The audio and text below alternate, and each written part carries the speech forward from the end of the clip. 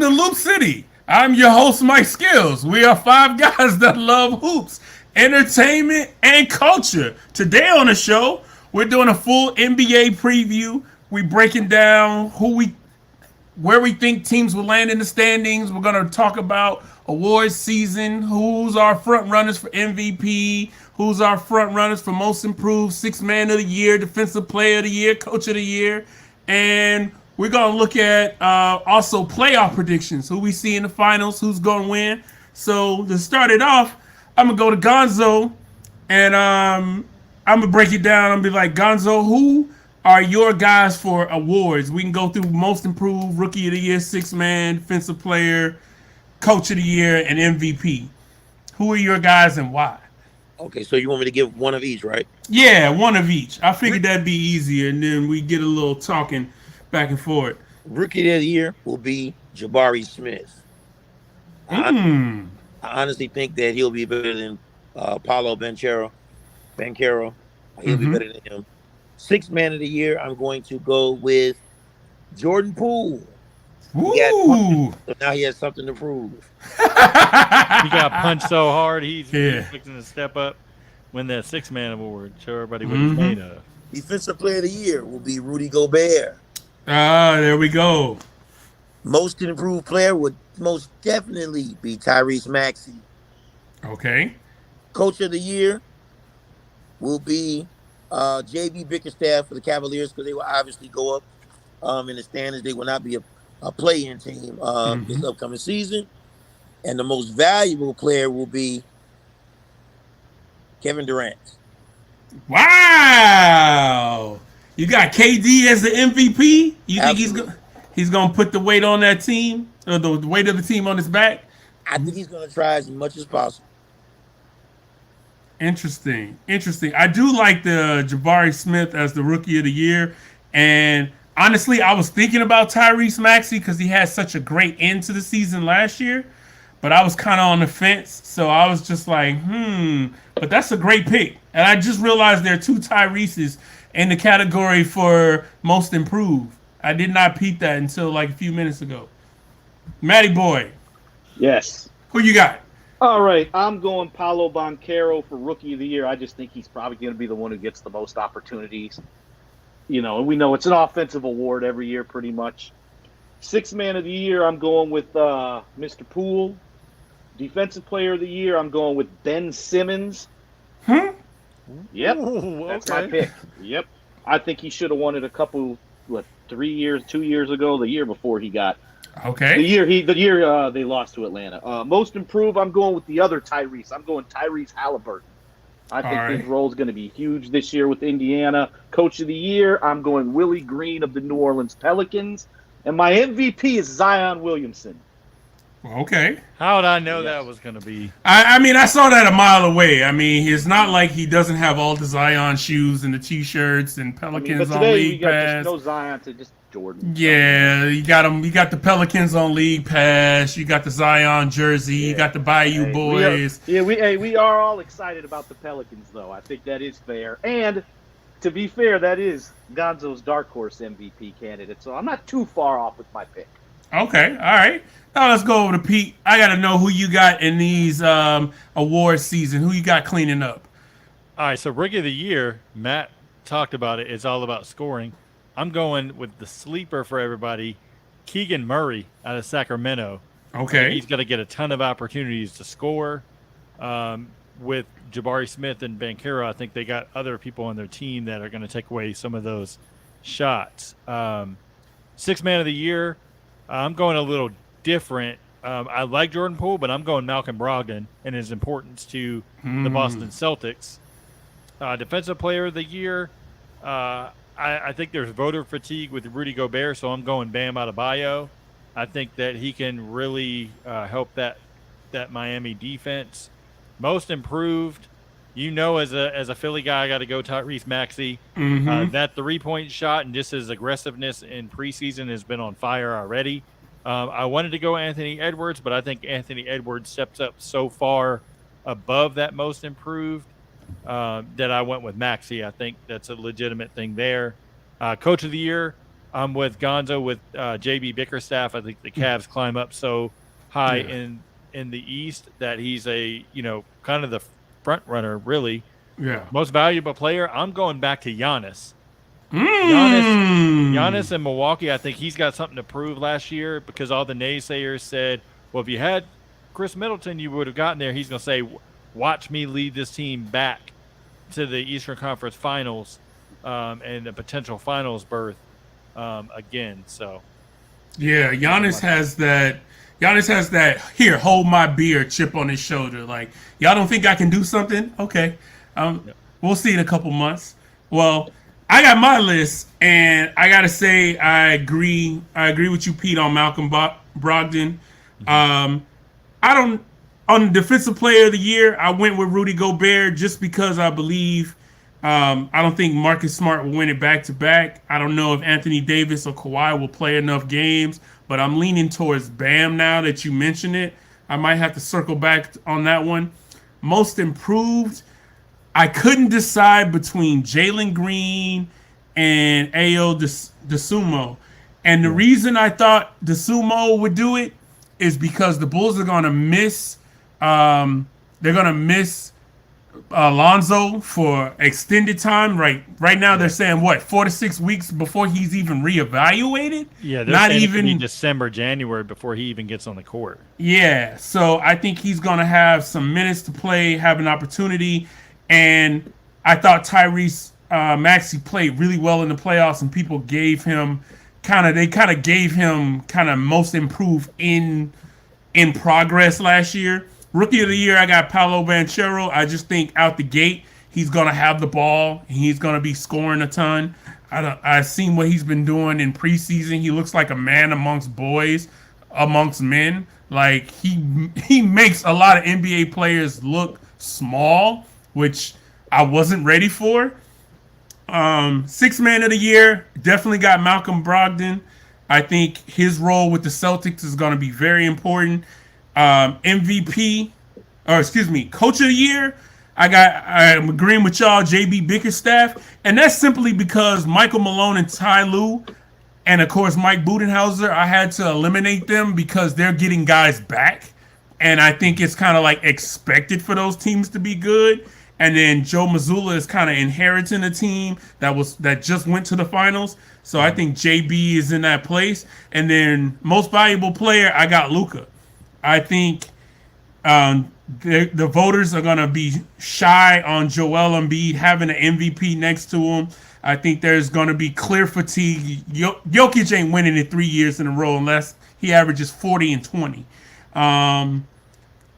Yeah, so I got Luka winning it because he's going to have to carry that team for them to even really place in the top six. And when we get down to the standings, y'all are going to see where I have the Mavs, and y'all might be shocked. So now let's get into these standings.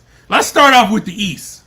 And I think we should all go around, and I want to see, Gonzo, who you got starting in your 1 through 6, because I think this is going to be interesting. 1 through 6. Number 1 in the Eastern Conference, I have the Philadelphia 76ers. Mm-hmm. Number 2, I have the Milwaukee Bucks. Number 3, I have the Boston Celtics. Number 4, I have the Brooklyn Nets. Number 5, I have the Cleveland Cavaliers. And number 6, I have the Miami Heat. Ooh, okay. All right. Matty boy. All right, I got Milwaukee 1, Philly 2. I've got Boston 3. I've got Cleveland 4. I've got Brooklyn 5, and I've got the Atlanta Hawks 6. All right, who you got, Pete? All right, I love my Sixers, but I had to put Milwaukee first. Sixers second. Boston Celtics are third. Brooklyn Nets are fourth. Cleveland Cavaliers are fifth. Miami Heat are sixth. And see, I'm right there with you guys. I got the Sixers at the 1 spot. I got Bucks second. I got the Heat third. 4th place, I got the Nets. 5th, I have the Boston Celtics. And 6th, I have the Cavs. I honestly think, to open it up, the discussion, the Celtics are going to They got a lot to overcome. No Robert Williams, no Ime Udoka, no Gallinari. Yeah. Bringing in Brogdon, adjusting positions, getting the whole continuity, plus going deep in the playoffs. I think not enough is said about going deep into the playoffs, going into the finals, and how that can kind of be a hangover, especially for the losing team. I think the Warriors will cruise out west in contrast, but we'll get to that in a minute. But I want to know why I don't have. You know why I don't have my Sixers first, right? Why don't you have them first? Everybody knows why I don't trust my Sixers being. Oh, yeah, Doc Rivers. That's the one and only Doc Rivers. You mean because the best coach in the NBA they have? Nah, he ain't the best coach in the NBA. He's a ring, basically a ride along on a title team, and So we know kind of KG, Paul Pierce, and all them. Kind of an opportunist. Yeah, like Doc Rivers. If he starts playing those bench lineups and all that, he ain't gonna last the season in Philly. Let Philly get a slow start. Doc Rivers ain't gonna be there. So that's why I have Philly second. I think that just the continuity of Milwaukee is going to be able to start out and finish well. What if Doc Rivers puts some lotion on his esophagus and he don't sound so ashy when he's coaching? You know?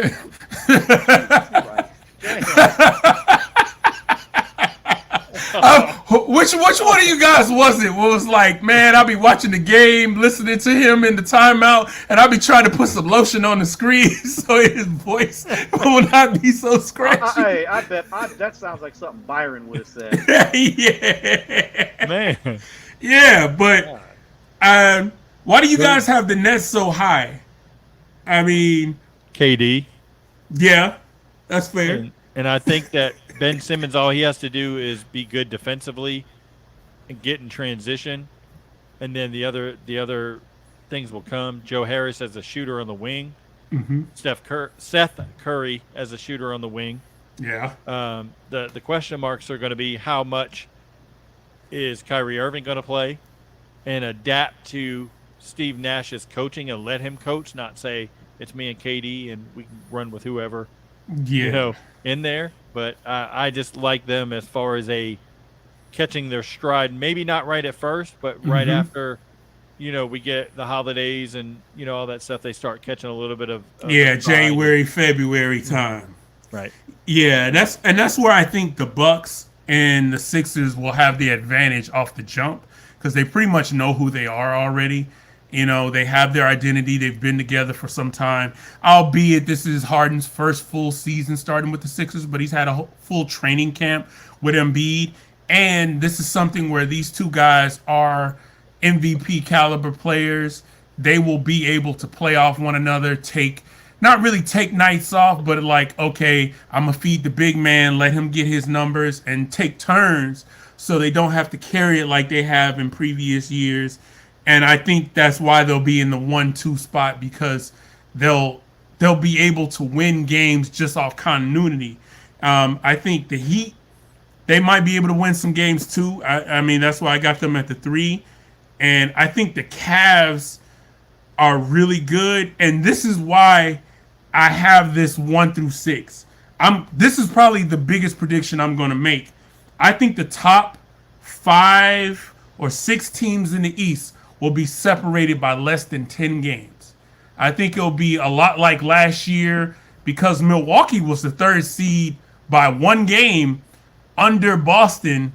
And correct me if I'm wrong, they were over Philly by like a game. So I think a lot of these teams are going to be jumbled up, but I think the Sixers and Bucks are going to have the advantage off the jump. Now we got to go to the play-in because this is where it gets interesting. Who's going to be the lamb to the slaughter? Who's going to be here that feels like they shouldn't be here? They should be better. And I'm going to just run down mine. I got the Hawks at 7, Bulls at 8, Raptors at 9, and the Knicks at 10. Because these teams kind of want to win. But, I mean, Pete, who do you have in your 7 through 10?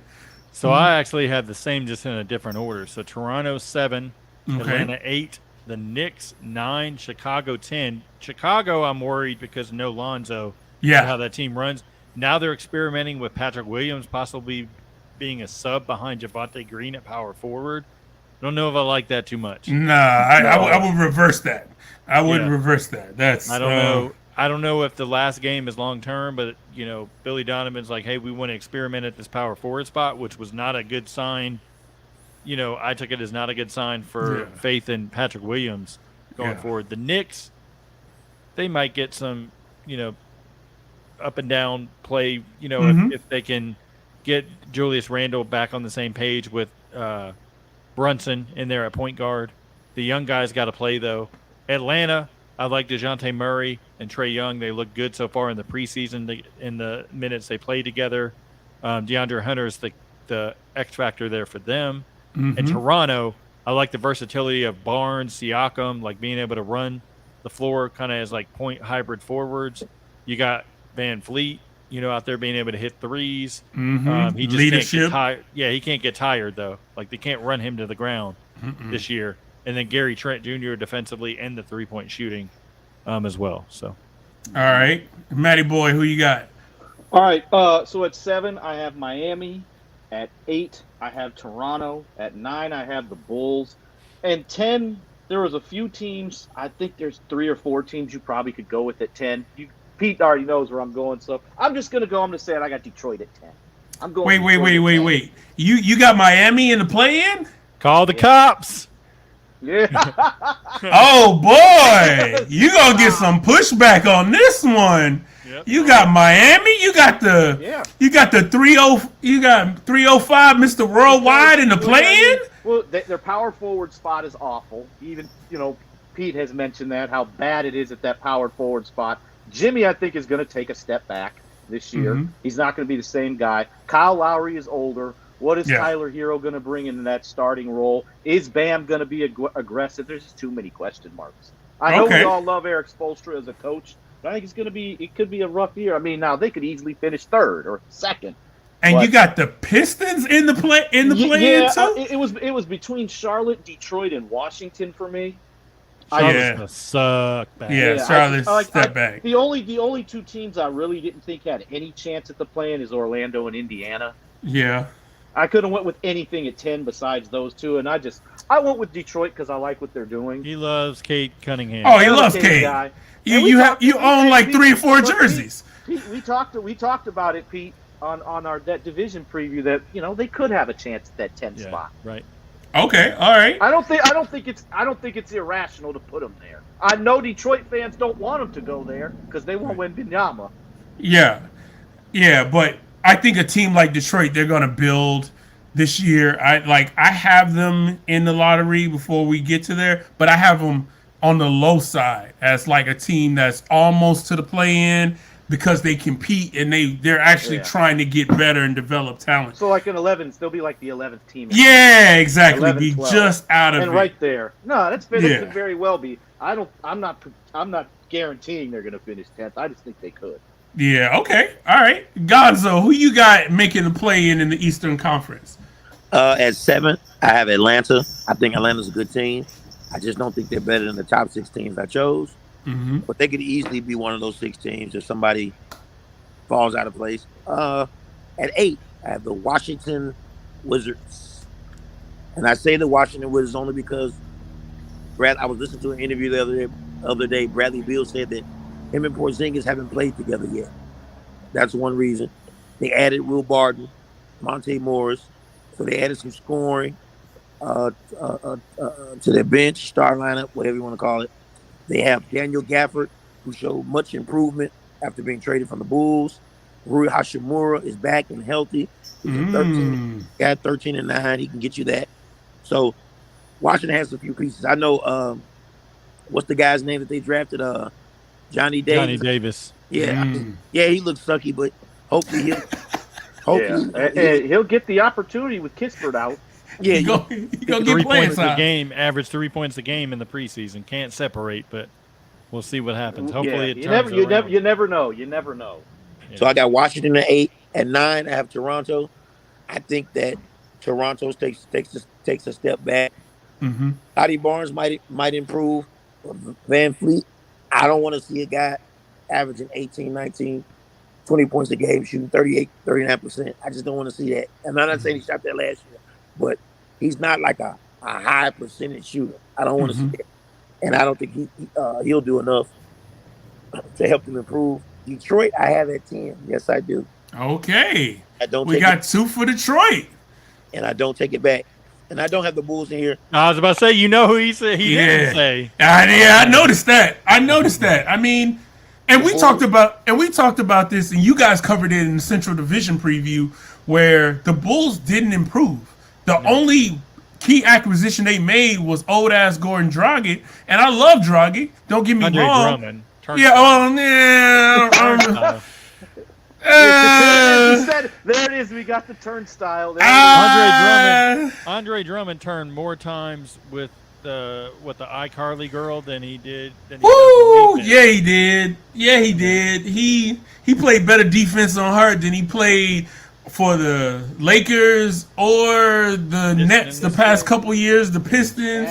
You know, and now I'm looking at all those years in Detroit where he was putting up those numbers. I'm like, was that just big numbers on a bad team guy? You know what I'm saying? He is a good rebound. I think he is a good rebound. When he wants to rebound, though. Yeah. I mean, he has a 13 career average, I think, which is pretty good. No, that is good. You know, but it's like he gets his numbers, but I never feel his impact on the game. Right. So that's why when you're like, they got Drummond, I'm like, ooh, we got Drummond. You know what I'm saying? That's like getting a Happy Meal and saying, oh, you got a toy. Like, it comes with it. You know what to expect already. It's not a surprise. He's not making anybody's arms hair stick up. And we ain't talking about the adult Happy Meals that are out now. We talking about the little regular Happy Meal with the little Hot Wheel or the Barbie doll in it. That's what we talking about. The Pikachu. Yeah, the Pikachu, the Pokemon cards. The Pokemon cards. I don't even know what's out at McDonald's right now, but whatever it comes with, that's Andre Drummond as a basketball player in this point in his career. Cars, toys. And I know that because my 5-year-old just got like 3 of the characters over the past couple weeks. So. There you go. Side note, I love that you can buy McDonald's Happy Meal toys separate, because I bought this little Toad from Mario Kart one day. I was just happened to be in there, and they were like, yeah, you can buy it for $2. I was like, hell yeah, give me that Mario Kart. Hey, good looking out, because now when he wants one of the toys, I don't have to mess with the $5 Happy Meal. And hashtag life hack. Get him a burger, some small fries, and he's a Nuggets. Toy. He's a nugget. Get him the nugget. Get him that 6-piece nugget, and that unless he eats 10. Nah, 6. Okay. All right, so we're gonna do something fun here. I'm gonna save the Eastern Conference lottery, and we're gonna lump them in together because they're bottom feeders. They're all. So we're gonna do the bottom 4 in each conference together. The bottom 5 together because they're all. In the words of Woj the other day, quoting an NBA GM, said, "Watching a Victor play, there is going to be an unprecedented race to the bottom." Yep. So these teams are gonna suck, but we're gonna save them. Let's go to the West right now because this is where it's at. And let's go with our 1 through 6. I'm sticking with you, Gonzo. Who are your top 6 seeds in the Western Conference playoffs? At 1, I have the Los Angeles Clippers. At 2, the Golden State Warriors. At 3, the New Orleans Pelicans. At 4, the Minnesota Timberwolves. Oh, wow. At 5, the Los Angeles Lakers. And at 6, the Denver Nuggets. Okay, all right. I'm looking at it. I like it. I'm noticing no Suns in the top 6, but we're gonna come back to that. And I'm astonished right now. Russell Westbrook's going to get them in the top 6. I think so. What? I think so. Are we a Russell Westbrook MVP season incoming? Oh yeah. I don't think we're saying all that. We're not, but we have to give. I think this year Russ comes in with a different mindset. I'm optimistic that he knows that if he doesn't perform, he's going to China. So, fair enough. All right, Pete. Who you got in your top 6 in the West? All right, I'm going Golden State 1, the Clippers 2. The only reason I have them flip flop from what Gonzo said is I think the Clippers rest Kawhi and Paul George enough that they forfeit some games just to get that extra rest. I know you're not high on them, Mike, but I got Dallas third. Ooh. I am going Dallas I third like because of what came out today with the change to Spencer Dinwiddie now moving back to the bench. So your bench pieces are Dinwiddie, Christian Wood as your tandem, paired with Reggie Bullock, Maxi Kleber, and Josh Green on the wing. Now Hardaway gets to start to be more of a three-point threat next to Luka in the starting lineup. So I think that helps there. Pelicans, fourth. Phoenix Suns, fifth.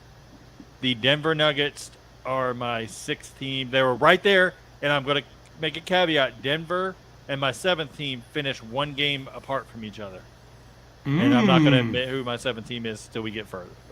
Okay. Matty boy, who you got? All right. I've got Golden State 1. I'm going New Orleans 2. And it's for the same reason why you have the Clippers 2. I think Paul George, and they're going to rest. And I don't think they have to have home court to advance. So I've got the Clippers 3rd. I've got Minnesota 4. I've got Dallas 5. And I'm going to go Denver 6. Okay. All right. So you don't have Phoenix up there either. Okay, so that's no, two. because I just think there's two. The Ayton thing really, and with Monty, it really, and Chris Paul's clearly on the decline, big time. I got to see it first. I just think there's going to be problems in Phoenix. Okay. All right. I got mine as follows. I got Warriors at the 1. I got Clippers at the 2. I have Nuggets at the 3. Okay. I think having all their guys back is going to make a difference. I have Lakers at the 4 with home court over the Suns in the first round, and Pelicans at the 6. Now the reason I still have the Suns in there, I just think they're more talented, even though that loss was huge in the game 7 against Dallas. And of course, the Monty Williams, Aiden thing, I don't think that's going to help. I think they're going to have to patch that up off the jump. But at the same time, I think Aiden, he's going to come out with a chip on his shoulder.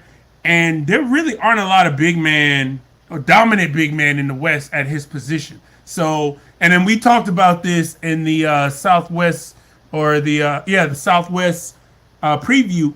If they feed him the way he was playing against Dallas in the first couple games of that series, he can be more than effective. He might be a borderline all-star if they give him the freaking ball.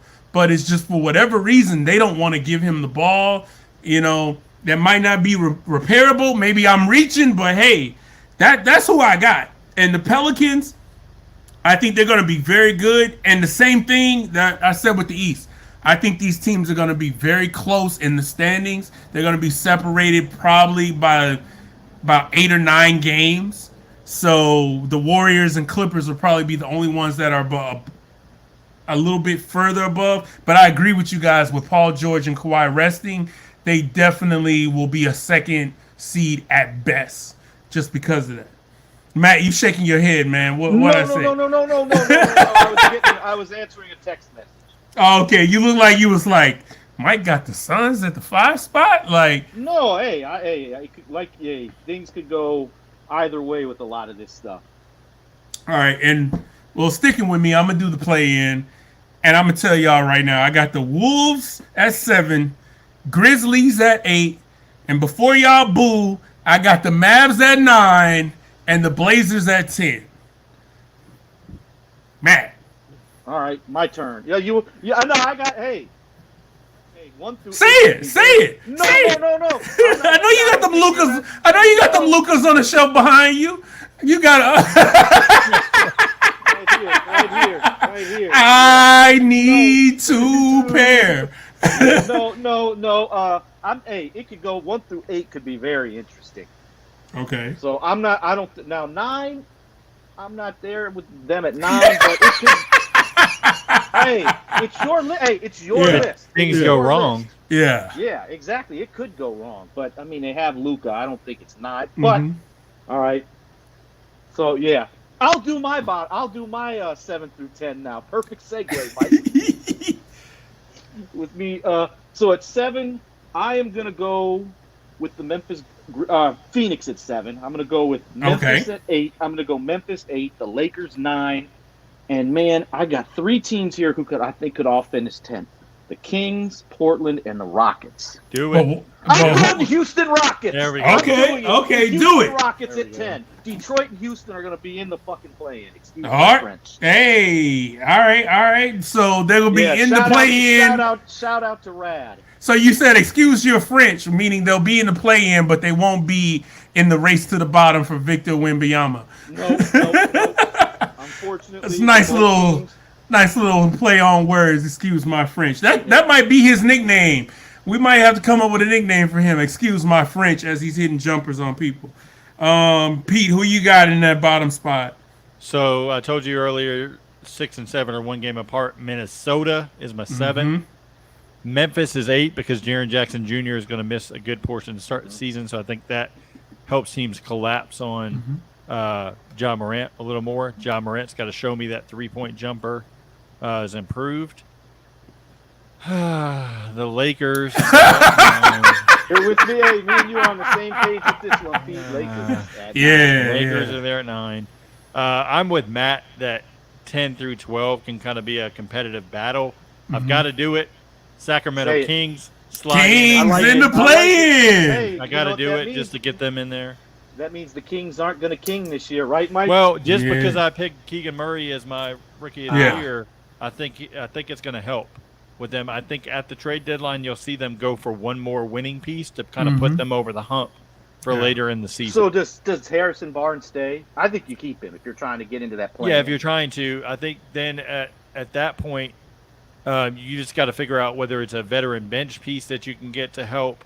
Because I think 1 through 5, they're pretty locked in. You just got to shore up a little bit of the bench. Maybe another, like they've got Monk on the wing, but maybe getting a little bit of help, for the front court, just a little bit more depth could help them at the trade deadline. So, yeah.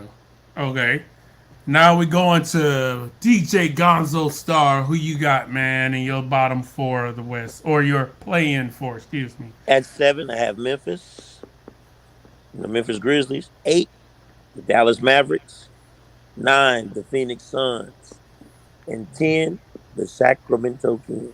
All right, the Kings. Okay. Kings doing things. We're gonna change it. Kings not gonna king. The Kings are doing things.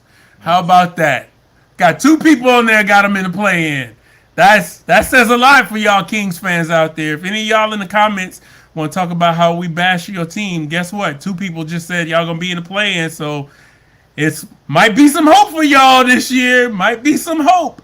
One thing I will say, and I think we're in agreement with this, seeing the Grizzlies and Mavs in the play-in on a lot of your lists, I think we're all in agreement they're going to take both teams kind of overachieved last year with all the injuries, and everybody, they didn't really get better, and other teams got better just by players that were missing coming back. Like, not me. I had Dallas 3 because I think out being the outsider, you get Tim Hardaway Jr. back healthy. That's 3-point shooting. Christian Wood can rebound a little bit. He can finish inside, and he can stretch the floor if need be. You're fortifying that second unit so you're not playing Luka so many minutes. You could rest him here and there in different spots so Luka could be in there fresh for the end of the game, not extremely tired. Because now Dinwiddie can be there. You've got Josh Green as a secondary ball handler.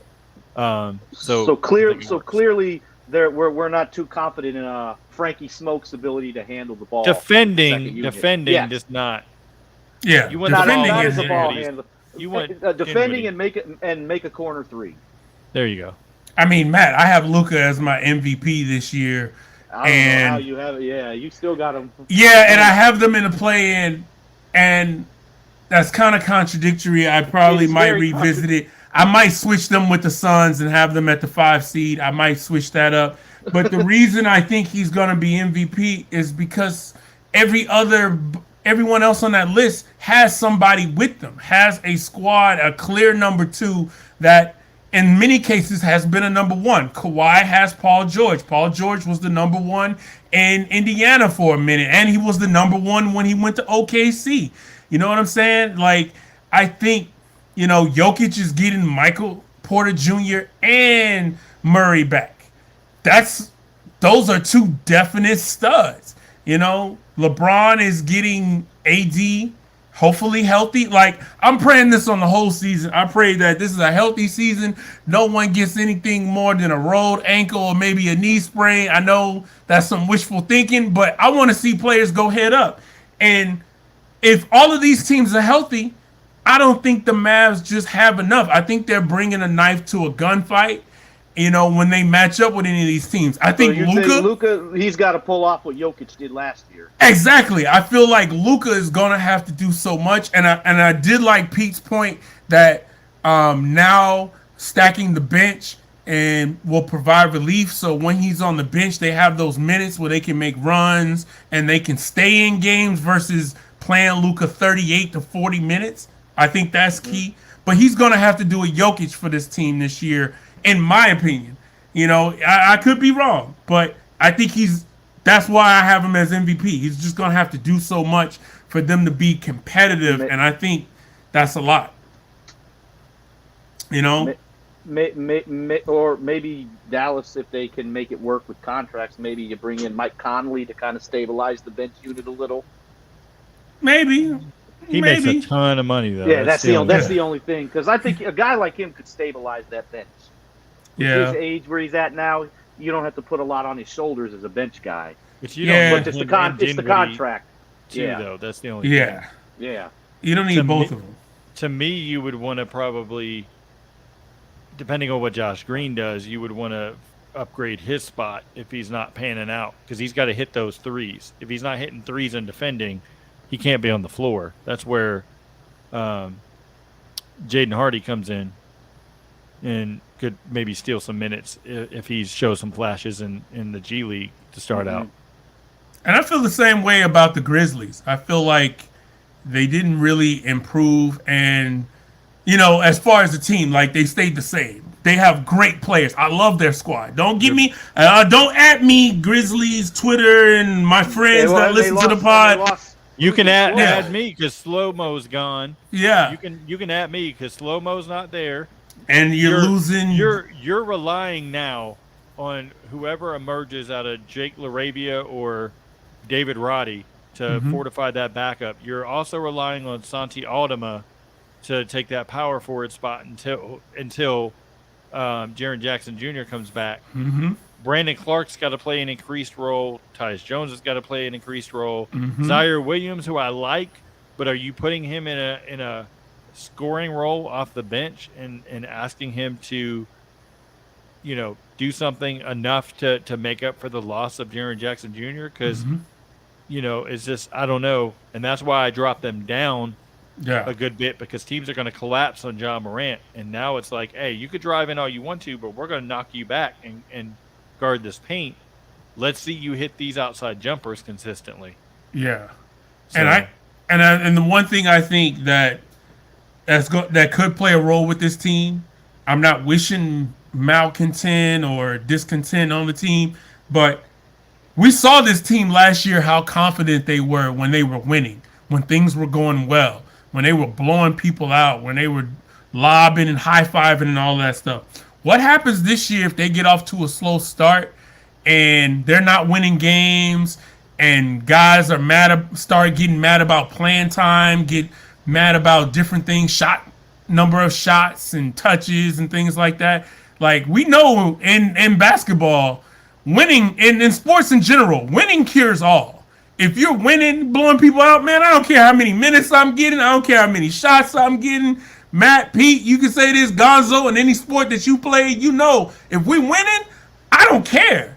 I'll play defense. I'll take 2-3 shots a game. I don't care about my touches. No, I was a shooter, and I didn't play that great defense, so I had to have my shots. Pete's like, I don't care if we're winning or losing. Give me my shot. We won at an elite level. Like, we won the state championship. So okay. Good. I can say that. But no, my defense was a little shaky, so I went in there. I was trying, but The I'm also- weakness came out, so the athleticism was limited. You got an A for effort. Yeah, I got a C- for.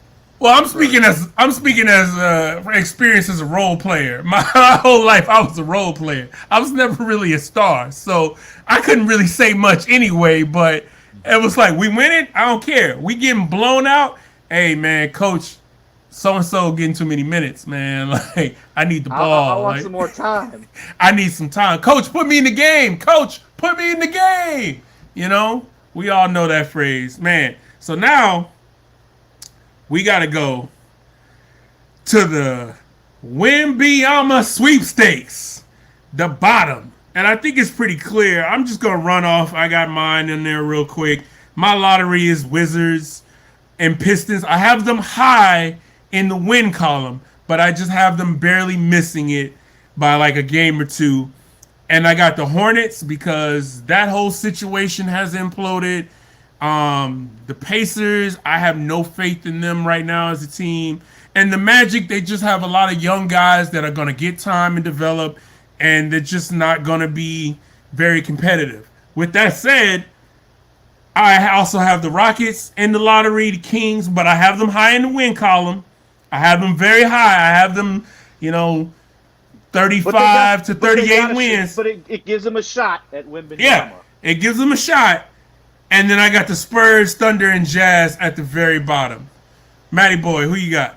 So I'm going to start with the teams who I think the four worst teams in the NBA to me are going to be Oklahoma City, Utah, Indiana, and Orlando. I think those are probably going to be the worst four. It could go in any order, so I don't want to pick an order. And then you have the rest of the pack like Portland, Sacramento. You got the Knicks, Charlotte, teams like that, Washington. That's kind of how I see it breaking down. But I think those four teams have the best. The four I first mentioned there, the four worst teams, obviously have the best shot. Gonzo, who do you think has the best? Four teams have the best shot at getting Wimbyama. Well, I kind of did my order like this. Okay, the four worst teams. I got OKC getting the number one pick. Then I have Orlando Magic, San Antonio, then it's Houston. And then I have Utah, Indiana, Charlotte, New York, Portland, and then Chicago. Oh, wow. Bulls in the sweepstakes. With a shot at Wimbyama. Oh, hey. If they're going to blow the team up, I'm with it. Chicago has the worst of luck when it comes to these things. I mean, Michael Jordan is the best blessing we'll ever get. So just keep living off those moments because won't no new moments be coming up. Woo. Sadly. Pete, shaking your head. Who you got over there in the bottom? Who you got the four that you think are going to be the worst teams in the NBA losing on purpose? I mean, try not to win. Utah's got Danny Ainge at the helm, so we know what that we know it's coming. The sell-off is coming sooner or later for the veterans like Conley, Clarkson, Beasley, all that stuff. OKC, not very good. Orlando's got so many injuries now with Fultz. Suggs got hurt last night. Jonathan Isaac, we don't know if we'll ever see him healthy again. Guys, Gary Harris is out. He can't stay healthy. Team that really has looked bad, and I had to flip-flop my first to last worst team in the East. Charlotte has just looked so bad in the preseason. They haven't had Gordon Hayward, but we know Hayward's due to miss games during the season. It just looks like that team is not even on the same page. They really miss Bridges' connection with Ball, being able to add excitement to that team. It's unfortunate, obviously, what happened with that situation. But so OKC, Utah, Orlando, and Charlotte, to me, are going to be the worst. Indiana is up there, depending on what happens with the Turner trade, Healed, like those kind of guys getting traded. If they sell those guys off to other teams, they'll look to lose out. Spurs, I hate to say it with Greg Popovich, I think this will be his last season as coach. He's going to kind of develop some of the young guys there. I didn't want to do it to him. Houston, I like them. I just think they're one more year away. Fair enough. I love Tari Eason, what he's going to be able to do. for them. Jabari Smith, obviously, Jalen Green, but just not enough experience right now. Detroit, man, I don't know. If we get a refreshed Bogdanovich, like maybe they can make a little noise and push up in the standings, but as of now, no. Washington, Bradley Beal, like I don't Blow know, the team up.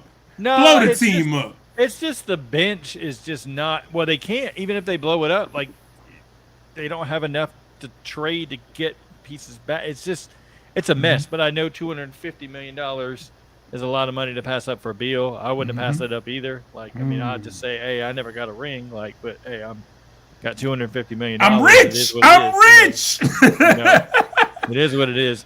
And then Portland is the other team where I'm just like, I want to like them, but Anthony Simons and potentially in that backcourt, and then Nurkic with his injury history, Damian Lillard.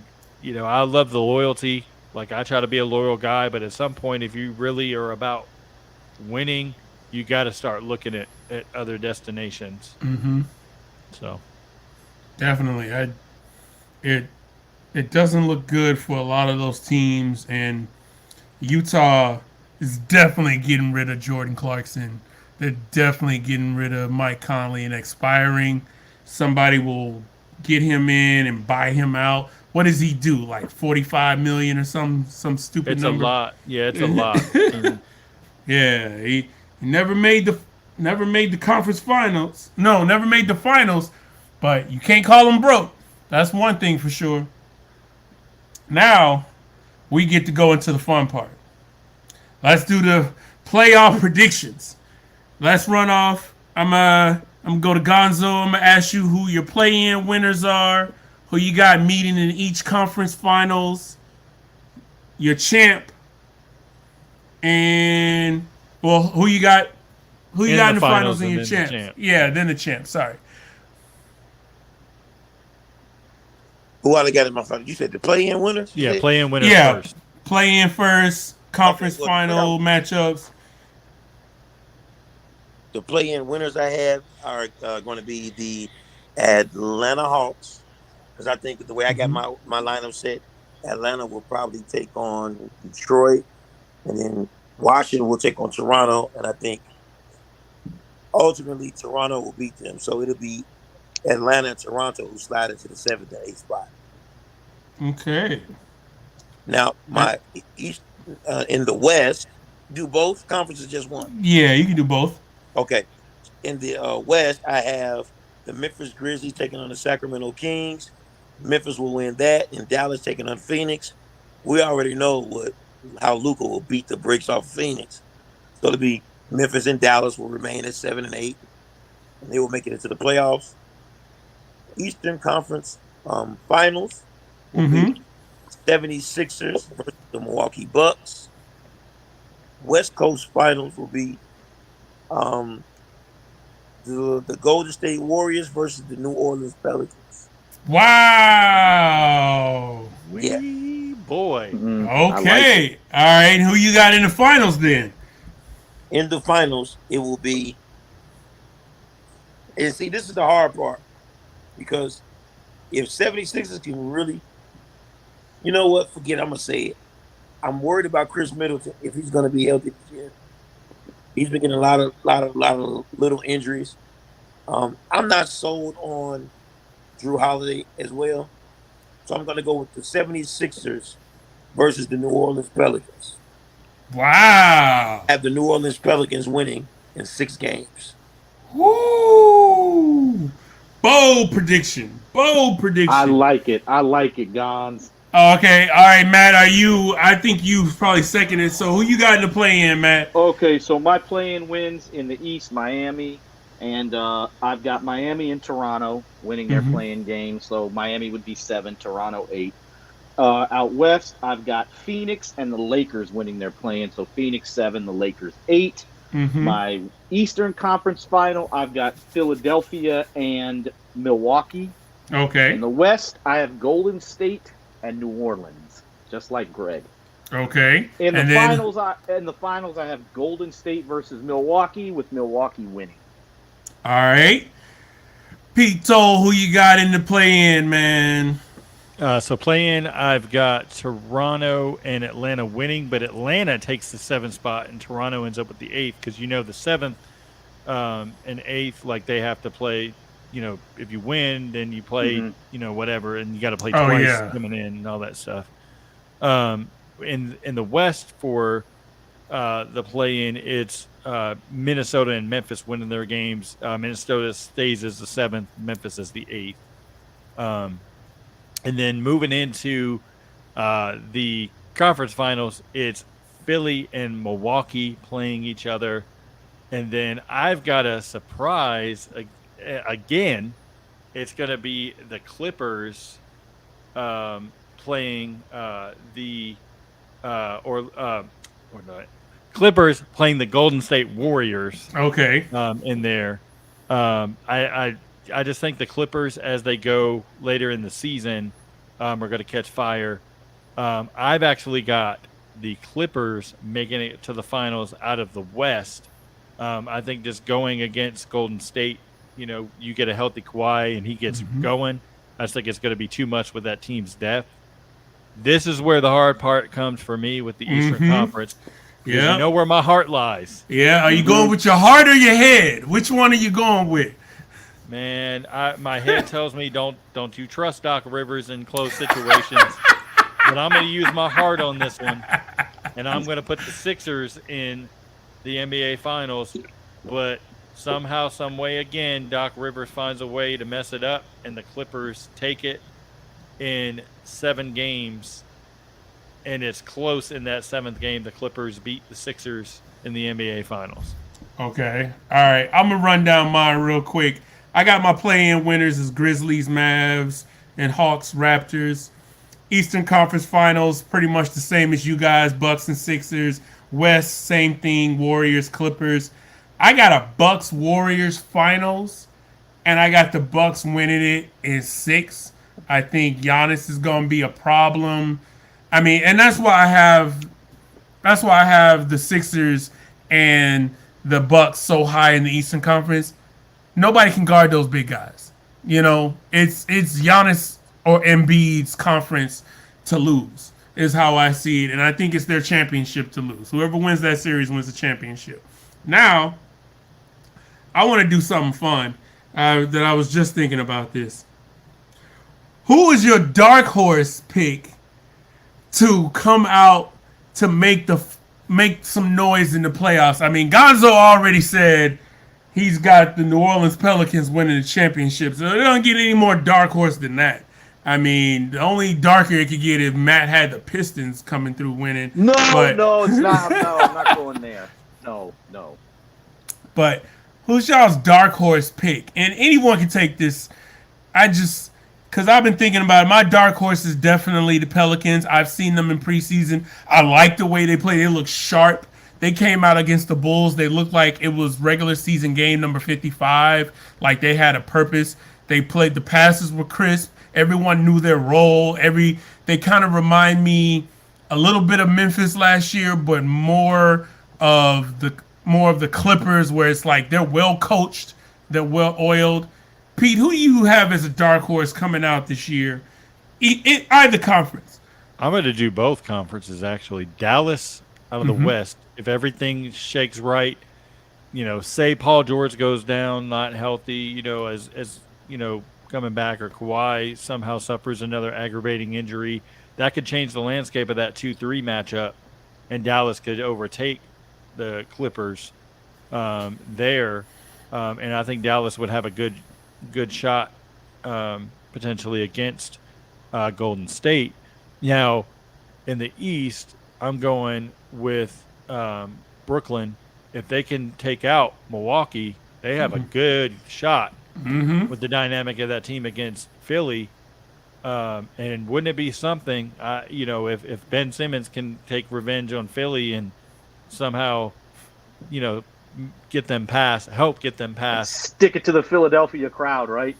Yeah. And I have a feeling that thought keeps you up at night, Pete. Like Ben Simmons coming back to haunt y'all. I mean, I could see it though because Ben Yeah. Simmons in transition is still good. Defensively, he's still good. It's just he won't shoot, and he's just mentally just like, I'm a little passive, and I've got to be better. But actions are louder than words, so we'll see. But Brooklyn could be that team. Gonzo, you already said you got the Pelicans taking the whole chip. So who you got in the East? Well, the Pelicans weren't my dark horse. Right. Get shot. My dark horse in the East is the Brooklyn Nets, and my dark horse in the West is the Los Angeles Lakers. Ooh. I like it. I like that. I agree with that because we were talking about it on the Pacific Division preview that the Lakers could be in the top 4 or in the play-in. There's really no one has them really at the 5 or the 6. You know what I'm saying? Like, that's spot on. If they can figure out how to stagger Westbrook and not play him with LeBron, play him more with the second unit, let him have his own team, get him some, 2-man game with Davis, they can be scary. So I like that. And who you got and you said Brooklyn in the East? Yes. Yeah. Kyrie in a contract year. Ben Simmons after his whole year off. Could be scary. Yeah, it'll be interesting to see what. I see Mike's face. I'm thinking about it now. I'm like, honestly, Mike's getting excited for the start of the regular season. I am. Like, I got it on my calendar. Like, y'all have it better. Like, I think I'm not done.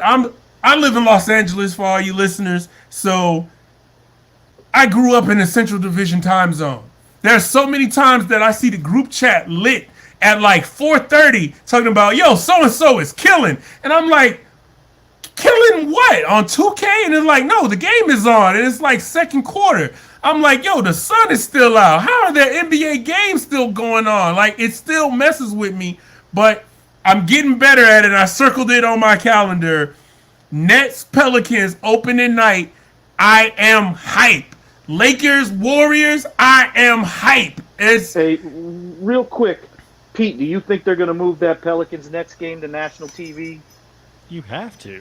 You got to. Why would you not? Yeah, I know. I understand why they didn't initially put it on because you didn't know what was going on with KD and Kyrie. But now you have to. I think you have to, man. I thought it was moved to TNT. No. That it's the big. Oh yeah. Opening night's only 2 games. That's okay. Wednesday, so it'll be the real opening night. Really is Wednesday night, the 19th. Oh, okay. That's when most of the teams are playing. Yeah, because I was looking at it and I thought it was on national TV simply because, and I was just thinking about this yesterday. This will be the first time in a long time that all the players, knock on wood, all the stars will be on the court. You will get Zion, KD, Kyrie, Ben Simmons, 4 guys who have missed a lot of time over the last couple years. And then the Lakers, you're going to get Bron, AD, Russ against Curry, Clay, Draymond. Like, bro, I am hyped. I whoever did the NBA schedule, I love you. I appreciate this because I'm tired of those games in the middle of the year where I'm like, man, I'm hyped for it. And I'm texting people and they're like, oh, so-and-so ain't even playing tonight. Why are you even going to watch it? Like, that's why I take out that Knicks-Grizzlies game, ESPN 730, swap that with the yeah, please ESPN swap that. I think they're going to do it. Please swap that. Night 1 with the Lakers Warriors, obviously a classic, but the early game, Sixers against Celtics. Let's get that first Sixers win. Oh yeah, he's going to go off. Yeah. Hey, Boston's going to still be reeling, not know what's going on. Philly's going to take that one. I'm going to say this real quick to keep it simple. I'm with Pete on the 2 dark horses. I'm in agreement with Pete on both. Yeah. The Mavericks and because I can't put the Pelicans because I got them in the conference finals. They're clearly not my dark horse. Well, and here's the one thing about Brooklyn. Ben Simmons, when he played in Philadelphia, generated the most threes in the NBA. He's got better shooters now. Yep. Overall. Yeah. So I think his lack of not taking threes, I don't think is going to hurt as much as it did in Philadelphia. And you saw in just in the preseason, he's getting used to these. He hadn't played in a year, but you can see how dangerous he has the potential to be in transition. When he gets that rebound or off of a steal, and he can just go with it. And you saw one, he came down, he finds Royce O'Neal, he finds KD on the wing quick. And I saw a stat the other night during one of the games that said Joe Harris and Seth Curry are 2 of the top 5 three-point percentage shooters all time. The Nets have 3 of the top 5. Obviously, Drazen Petrovic, obviously, he was in the 90s. Rest in peace, yeah. Yes. And he was in the 90s, history. But yeah. That's crazy. That is insane. But what's not crazy is October 18th, NBA season kicks off, as Pete said. Boston and Philly, followed by the Warriors and Lakers as they unveil their new banner and get their rings. I'm excited for all this. I'm wishing everyone in the NBA good health, every single player, every single team. And I want to see stars go head up. I want to see a long season. I want to see a great season. And I think we're all in agreement for that. Again, shout out. This has been Pete Toal. This has been Matthew Miller. This has been GonzoStar and myself, Mike Skills. Want to thank you guys for listening. We are Loop City, group of 5 guys that love hoops.